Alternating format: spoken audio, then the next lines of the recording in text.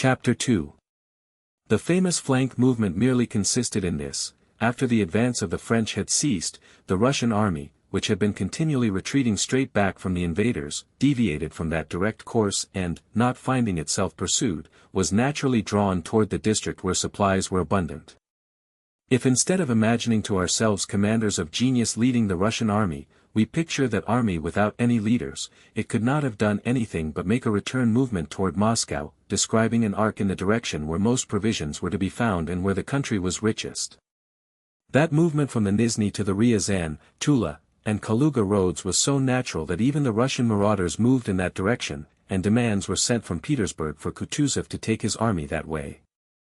At Tarantino, Kutuzov received what was almost a reprimand from the emperor for having moved his army along the Ryazan road, and the emperor's letter indicated to him the very position he had already occupied near Kaluga.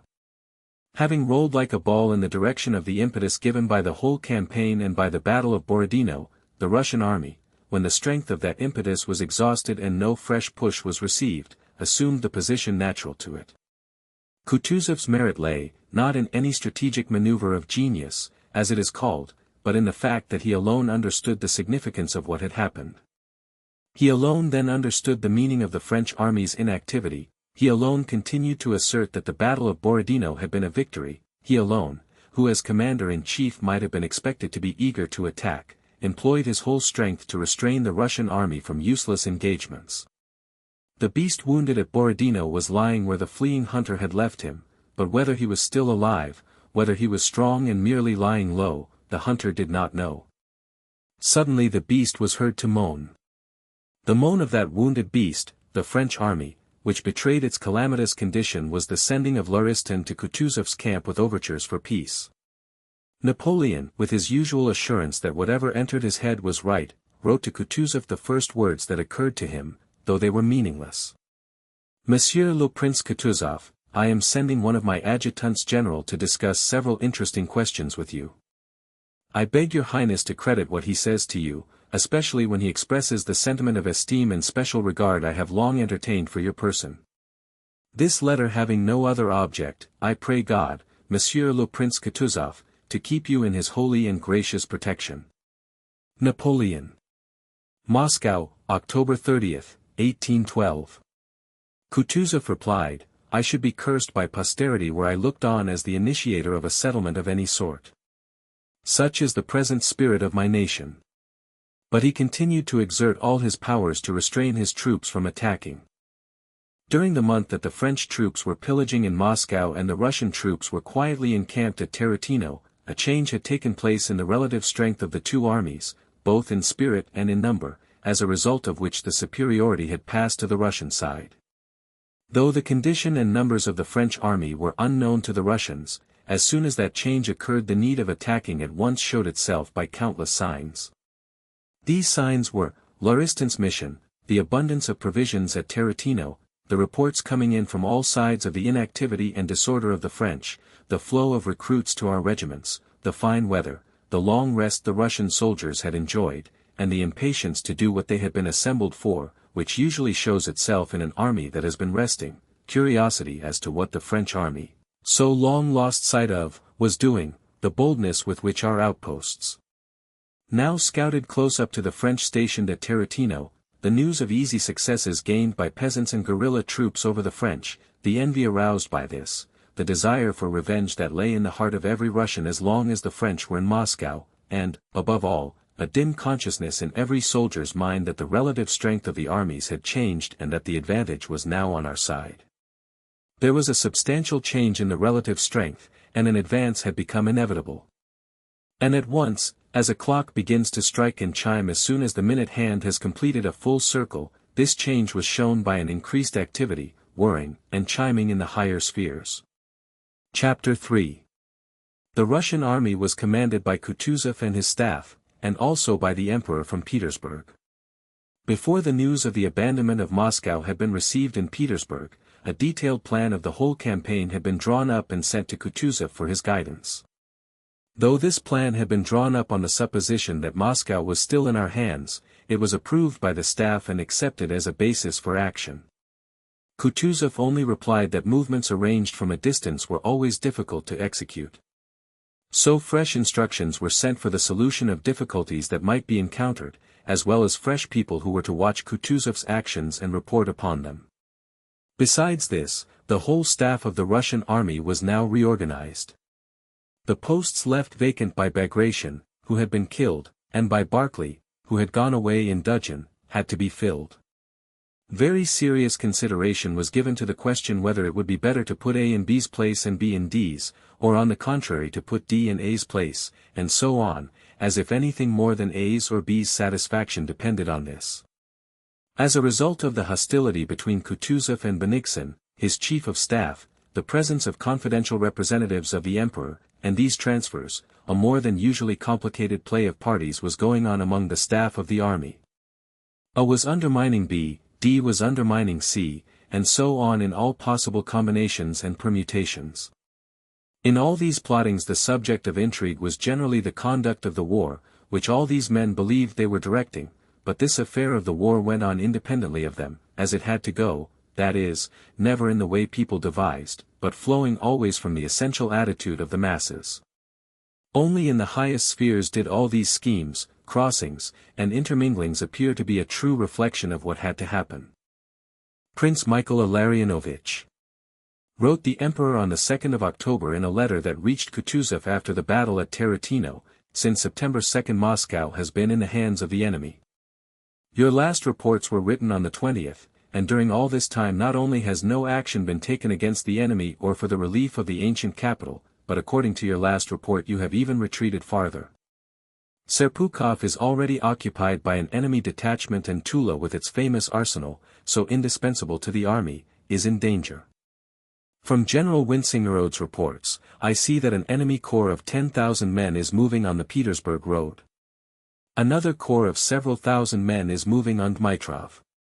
A third has advanced along the Vladimir road, and a fourth, rather considerable detachment is stationed between Ruza and Mozhaysk. Napoleon himself was in Moscow as late as the 25th. In view of all this information, when the enemy has scattered his forces in large detachments, and with Napoleon and his guards in Moscow, is it possible that the enemy's forces confronting you are so considerable as not to allow of your taking the offensive?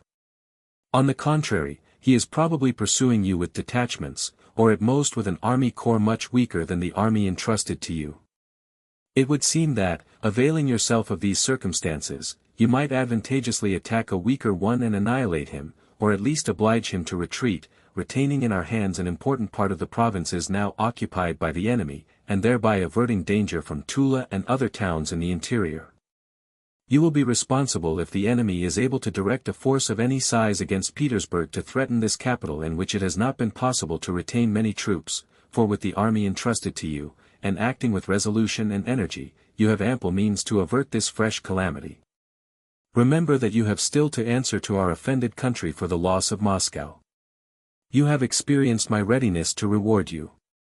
That readiness will not weaken in me, but I and Russia have a right to expect from you all the zeal, firmness, and success which your intellect, military talent, and the courage of the troops you command justify us in expecting.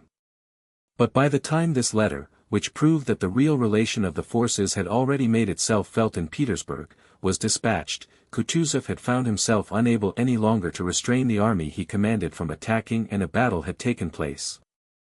On the 2nd of October a Cossack, Shapovalov, who was out scouting, killed one hare and wounded another. Following the wounded hare he made his way far into the forest and came upon the left flank of Murat's army, encamped there without any precautions. The Cossack laughingly told his comrades how he had almost fallen into the hands of the French. A cornet, hearing the story, informed his commander. The Cossack was sent for and questioned. The Cossack officers wished to take advantage of this chance to capture some horses, but one of the superior officers, who was acquainted with the higher authorities, reported the incident to a general on the staff. The state of things on the staff had of late been exceedingly strained. Ermolov had been to see Bennigsen a few days previously and had entreated him to use his influence with the commander-in-chief to induce him to take the offensive. "If I did not know you I should think you did not want what you are asking for. I need only advise anything and His Highness is sure to do the opposite," replied Bennigsen. The Cossack's report, confirmed by horse patrols who were sent out, was the final proof that events had matured. The tightly coiled spring was released, the clock began to whir and the chimes to play. Despite all his supposed power, his intellect, his experience, and his knowledge of men, Kutuzov, having taken into consideration the Cossacks' report, a note from Bennigsen who sent personal reports to the emperor, the wishes he supposed the emperor to hold, and the fact that all the generals expressed the same wish, could no longer check the inevitable movement, and gave the order to do what he regarded as useless and harmful, gave his approval, that is, to the accomplished fact. Chapter 4. Bennigsen's note and the Cossacks' information that the left flank of the French was unguarded were merely final indications that it was necessary to order an attack, and it was fixed for the 5th of October. On the morning of the 4th of October Kutuzov signed the dispositions.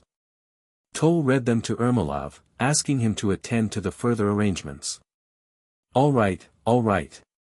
I haven't time just now, replied Ermolov, and left the hut.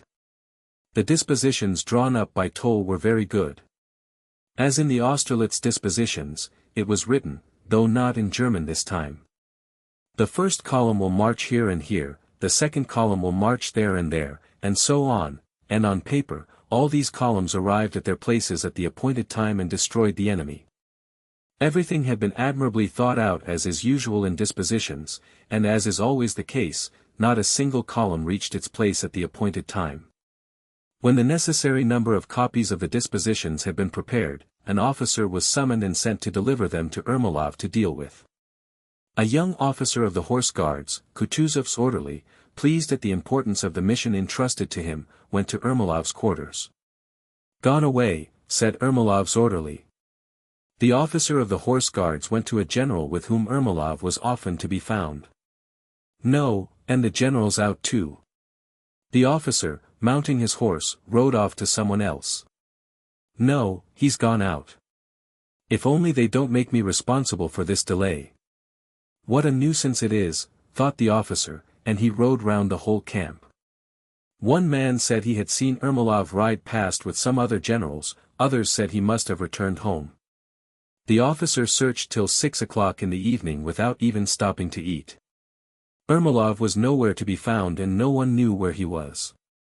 The officer snatched a little food at a comrade's, and rode again to the vanguard to find Miloradovich. Miloradovich too was away, but here he was told that he had gone to a ball at General Kikin's and that Ermolov was probably there too. "But where is it?" "Why, there, over at Etchkino," said a Cossack officer, pointing to a country house in the far distance. "What, outside our line? They've put 2 regiments as outposts, and they're having such a spree there, it's awful. 2 bands and 3 sets of singers." The officer rode out beyond our lines to Etchkino. While still at a distance he heard as he rode the merry sounds of a soldier's dance song proceeding from the house. In the meadows, he heard, accompanied by whistling and the sound of a torban, drowned every now and then by shouts. These sounds made his spirits rise, but at the same time he was afraid that he would be blamed for not having executed sooner the important order entrusted to him. It was already past 8 o'clock. He dismounted and went up into the porch of a large country house which had remained intact between the Russian and French forces. In the refreshment room and the hall, footmen were bustling about with wine and viands. Groups of singers stood outside the windows. The officer was admitted and immediately saw all the chief generals of the army together, and among them Ermolov's big imposing figure. They all had their coats unbuttoned and were standing in a semicircle with flushed and animated faces, laughing loudly. In the middle of the room a short handsome general with a red face was dancing the tripak with much spirit and agility. "Ha, ha, ha! Bravo, Nicholas Ivanich! Ha, ha, ha!" The officer felt that by arriving with important orders at such a moment he was doubly to blame, and he would have preferred to wait, but one of the generals espied him and, hearing what he had come about, informed Ermolov. Ermolov came forward with a frown on his face and, hearing what the officer had to say, took the papers from him without a word. "You think he went off just by chance," said a comrade, who was on the staff that evening, to the officer of the Horse Guards, referring to Ermolov. "It was a trick. It was done on purpose to get Konovnitsin into trouble. You'll see what a mess there'll be tomorrow.